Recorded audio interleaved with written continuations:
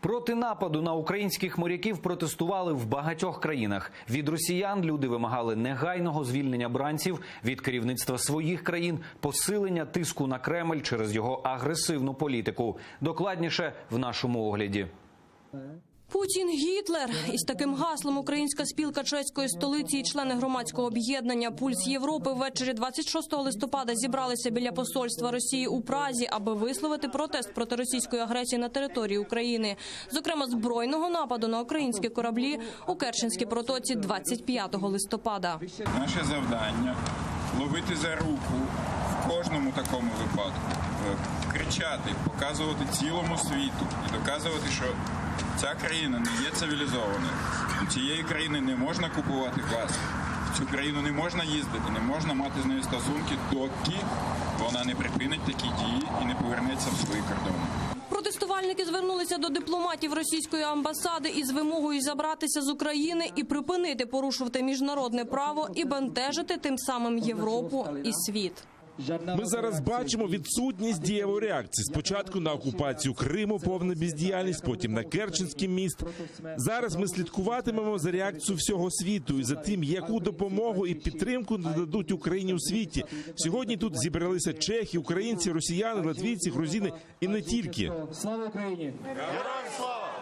Учасники демонстрації принесли до дипустанови символічний кашкет моряка. В руках тримали українські, чеські стяги та прапори Євросоюзу. Тримали й портрети російського президента Путіна і німецького диктатора Гітлера, порівнюючи їхні злочини. На завершення усі заспівали український гімн. Ще не вмерла України ні слава, ні воля.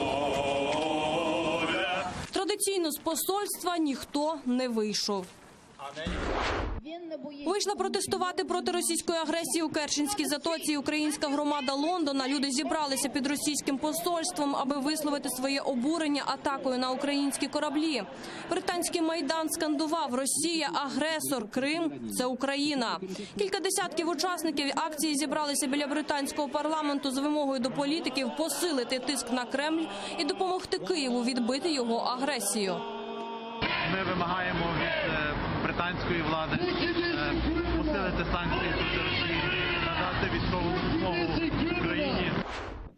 Акція на підтримку українських моряків відбувалася і в Нью-Йорку. Перед будинком штаб-квартири ООН зібралася українська, кримсько-татарська та білоруська діаспори. Таким чином вони засудили чергову кремлівську агресію та вимагали реакцію світу на войовничу поведінку Росії.